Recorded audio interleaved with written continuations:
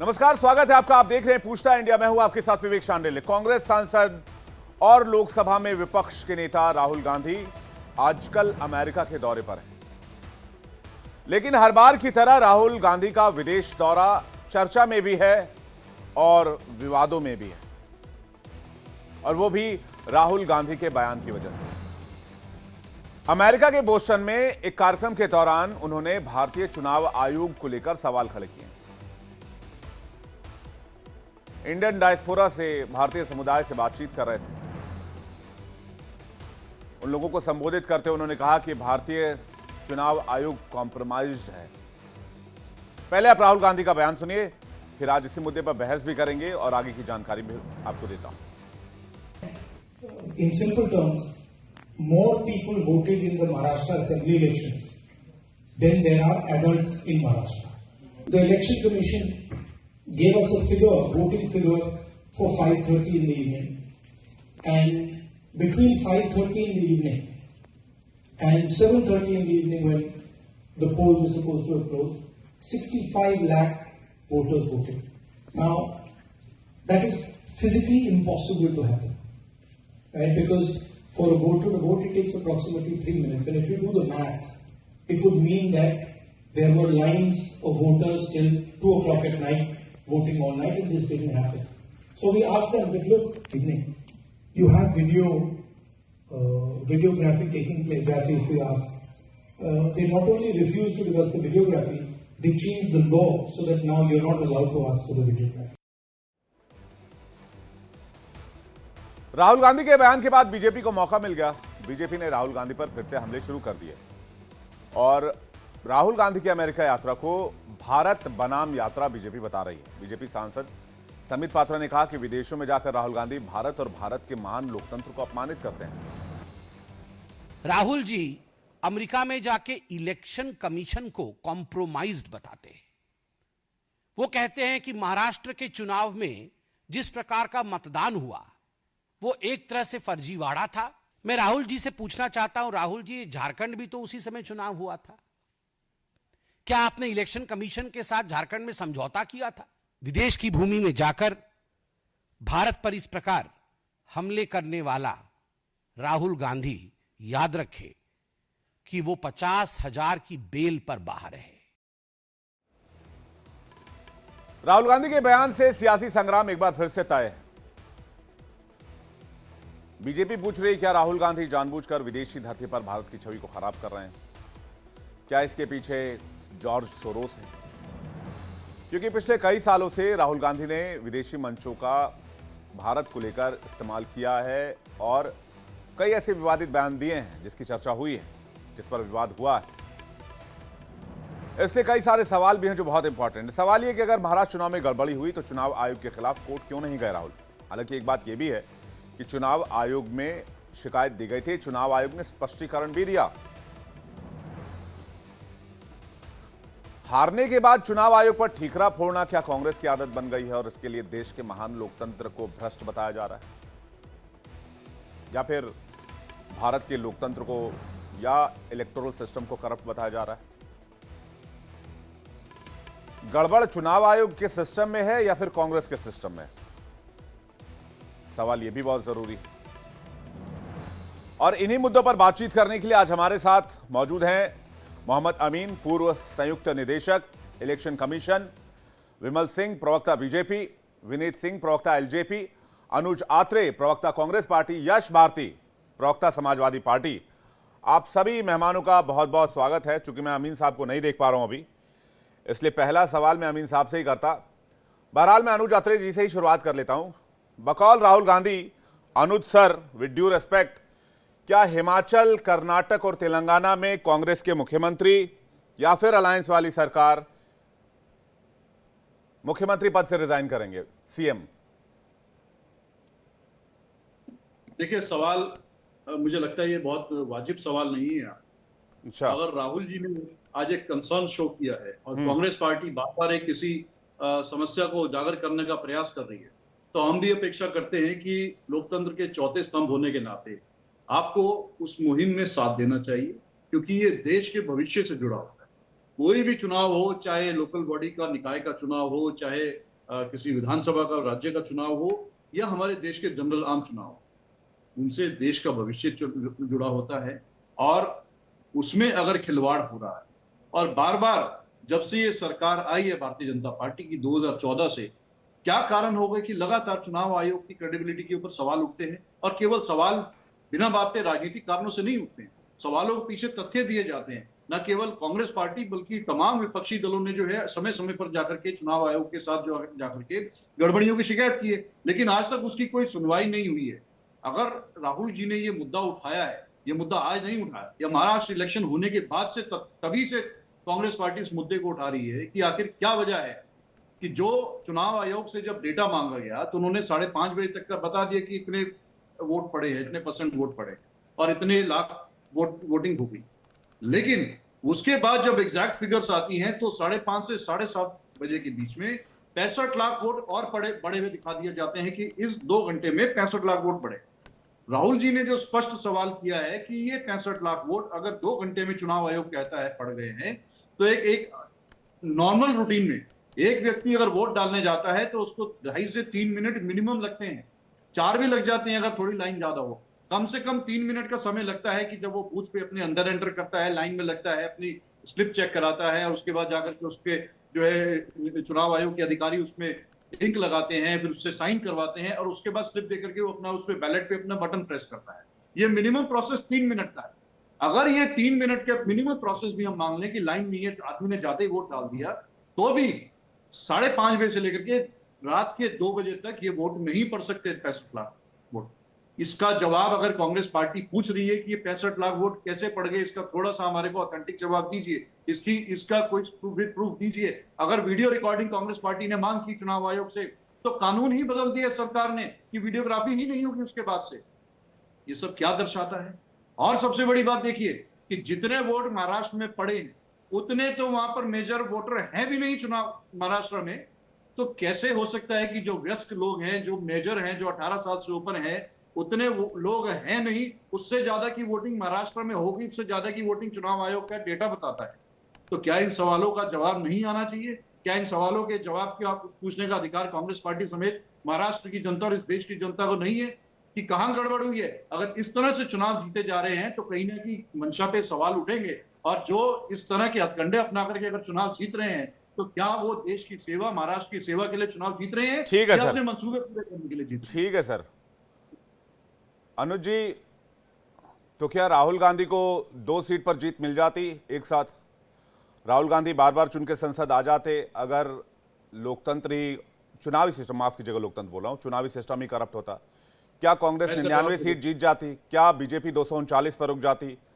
क्या बीजेपी झारखंड हार जाती? क्या बीजेपी कर्नाटका हार जाती? क्या बीजेपी हिमाचल हार जाती? क्या बीजेपी तेलंगाना हार जाती? जब इलेक्शन का सिस्टम ही बीजेपी के कंट्रोल में है तो बीजेपी 400 पार करती ना आराम से। देखिए विवेक जी, ये सवाल बिल्कुल औचित्यहीन है। आपके नहीं, सवाल मेरे में सवाल औचित्यहीन है, आपके जवाब औचित्य वाले हैं। मेरे कौन सा जवाब? मैंने जो भी आपसे सवाल तो पूछे, मेरा जो सवाल कांग्रेस कौन सा पार्टी के औचित्यहीन सवाल हुआ? आपको आपने भी पहली उसी बार में भी कहा कि ये सवाल जो है वो तथ्यात्मक नहीं है। मैंने कुछ नहीं बोला आपको। आपसे जब दूसरी बार सवाल किया मैंने, तो आपने दूसरी बार भी ये कहा औचित्यहीन सवाल है। ये औचित्यहीन सवाल कैसे हो सकता है? जिस चुनाव प्रणाली पर, अनुज सर, विद ड्यू रिस्पेक्ट, मैं, सुनिए मेरी बात, मैं आपसे बस ये पूछ रहा हूं, क्या राहुल गांधी एक ही इलेक्शन में 2 सीट पर चुनाव लड़ते हैं, दोनों सीट पर जीत जाते हैं? संभव नहीं है कि दोनों सीट हार जाते। आप कहना क्या चाहते हैं मैं समझा नहीं आपकी बात। मैं आपको बहुत आसान, मैं अपनी सवाल बहुत आसान भाषा में समझाता हूं। आपने जो बोला मैं उसका जवाब देता हूं। आपके तो कोई सिस्टम, सपोज दैट XYZ, सुनिए मेरी बात, मैं बताता हूं, कोई सिस्टम, आप मुझसे मुकाबला कर रहे हैं, आप मेरे खिलाफ किसी चुनाव में उतरे हुए, XYZ कोई भी इलेक्शन है, उस चुनावी प्रणाली का कंट्रोल मेरे हाथ है, तो मैं जीतूंगा ना, आपको क्यों जीतने दूंगा? ठीक है, मैं जवाब देता हूं। अगर राहुल जी 2 जगह से चुनाव जीते हैं, अगर कांग्रेस पार्टी 25 राज्यों के चुनाव के बाद अगर 3 चुनाव जीत जाती हैं, तो इसका मतलब कि जो पिछली जो गड़बड़ियां हुई हैं, हम उन गड़बड़ियों को क्लीन चिट दे दें।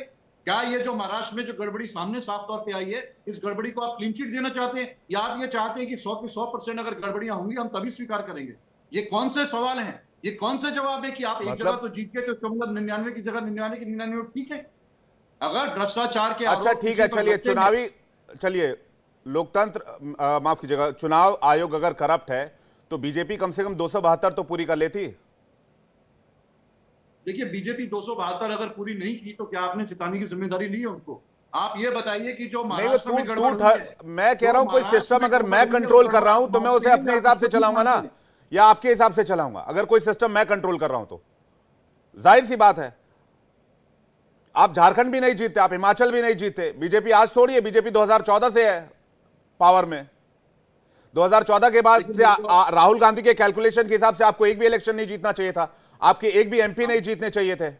अगर ईवीएम पे ही कंट्रोल है, ईवीएम में चिप लगा हुआ है, उसको दर्शा रही है जी, जिस तरह के आप सवाल पूछ रहे हैं, और जो मैंने तथ्य रखे हैं, जो कांग्रेस पार्टी ने तथ्य रखे हैं, उन पर आप नहीं सवाल पूछेंगे, उन पे आप नहीं हाँ बोलेंगे। सर मैं आपसे मैं दो सवाल आपसे पूछ लूं, इसमें कोई खराबी है? आपको ये डर लग गया कि 3 राज्यों में आप कांग्रेस मुझे टारगेट करके आपको कुछ नहीं मिलेगा अनुज सर।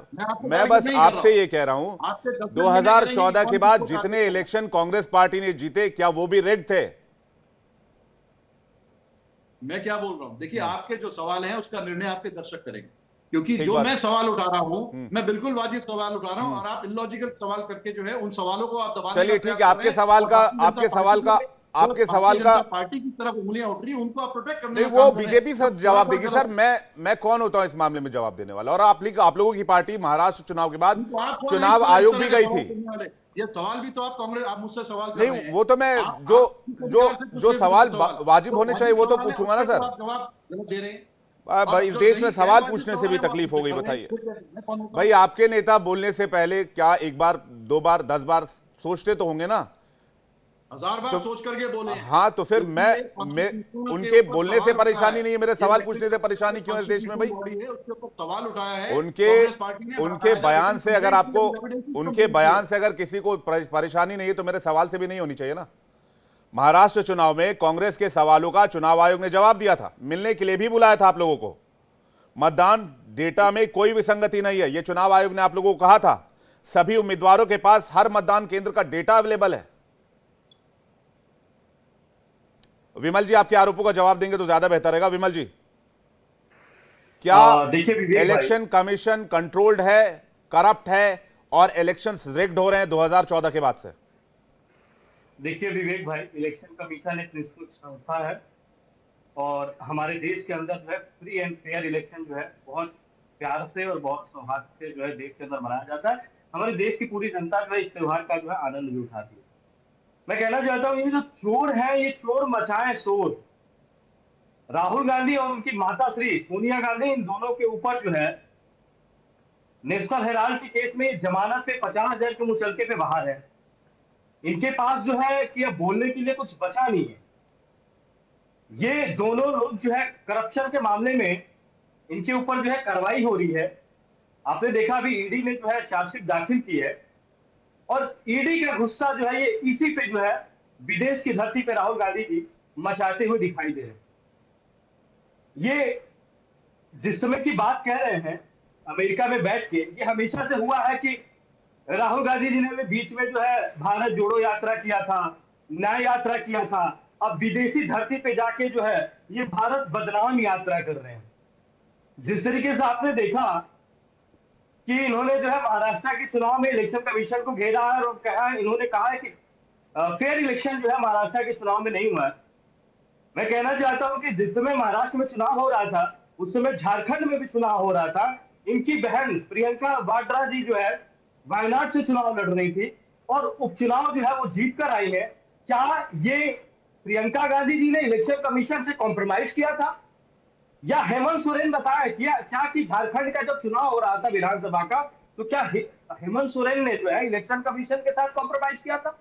विवेक भाई, आपको याद होगा ये जो 2024 का लोकसभा का चुनाव था, जब भारतीय जनता पार्टी 240 सीट जीती थी और कांग्रेस जो है 99 सीट जीता था, तो यही कांग्रेस के लोग जो है संसद भवन में खड़े होकर यही राहुल गांधी जी ने बोला कि आज देख लीजिए जो है देश की जनता जो है भारतीय जनता पार्टी को नकार कर और भारतीय जनता पार्टी को जो है आज देश की जनता 240 सीट पर जो है लाकर खड़ा कर दी और हम लोग के पास 99 सीट है। तो मैं कहना चाहता हूं कि उस समय क्या कांग्रेस ने कॉम्प्रोमाइज किया था या राहुल गांधी जी ने रायबरेली से वायनाड से 2 जगह जो है चुनाव लड़े तो क्या उन्होंने जो है कॉम्प्रोमाइज किया था क्या इलेक्शन कमीशन के साथ? इस तरीके के प्रोपेगेंडा को और इस तरह के तुष्टीकरण की राजनीति को कांग्रेस को जो है बचना चाहिए। और ये पहली बार नहीं हो रहा है कि राहुल गांधी जो है विदेशी धरती पे जाकर जो है हमारे देश की बदनाम कर रहे हैं। अरे जिस थाली में खाती हो आप उस थाली का तो इज्जत रखो। ये देश जो है आपका भी है, हमारा भी है। लेकिन मैं कह राहुल गांधी के सवाल पूछने से परेशानी क्यों है? उन्होंने कहा कि भाई 65 लाख मतदान कैसे हो गए 2 घंटे में, 5:30 से 7:30 के बीच में, 3 मिनट औसत। मैं तो वोट करने गया था, मुझे तो 30 मिनट का टाइम लगा था जब मैं लाइन में खड़ा था। मैं नोएडा में वोट करने गया था अपने घर के नीचे। तो जवाब जो सवाल वो मैथमेटिकली पूछ रहा है वो विदेश में जाके पूछ रहे हैं, देश में जाके पूछ रहे हैं, डिबेट का विषय हो सकता है।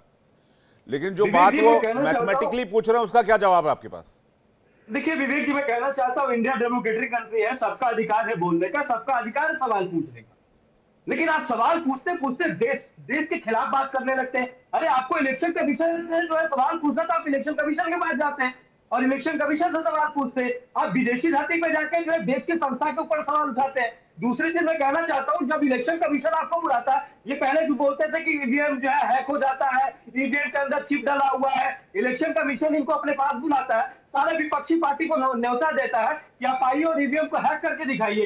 एक भी पार्टी का जो है कोई भी लीडर वहां नहीं पहुंचता है और न ही एक पार्टी का जो है कोई भी आदमी वहां पहुंचता है। मैं कहना चाहता हूं अरे तो पहले नहीं हुआ तो अब नहीं हो सकता है क्या? अरे विमल भाई, पहले नहीं हुआ तो अब नहीं हो सकता क्या? और हैकेथॉन कब बुलाया गया था? कितने साल पहले?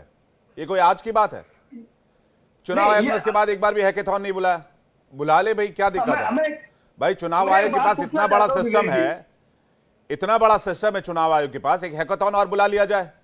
हाथ कंगन को आरसी क्या, पढ़े लिखे को फारसी क्या? बुला ले चुनाव आयोग, एक और हैकेथॉन, ईवीएम हैक करके दिखा दे कोई।